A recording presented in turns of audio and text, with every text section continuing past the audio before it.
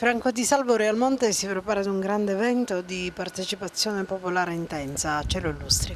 Noi ce lo auguriamo che sia veramente partecipata questa nostra manifestazione che intendiamo svolgere in Piazza Umberto I anche per ravvivare la piazza in tempi morti, diciamo, in un periodo in cui la gente è già andata via e siamo rimasti in pochi. La manifestazione che intendiamo fare è uno spettacolo in piazza più lo street food e la degustazione di pane con l'olio e di prodotti tipici di Realmonte. Chi organizza?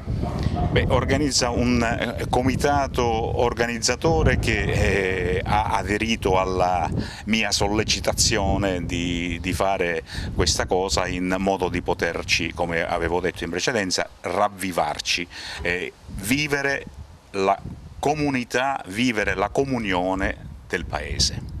Beh, diciamo che abbiamo raccolto con piacere l'invito di Franco e noi chiaramente saremo presenti con i ragazzi della scuola.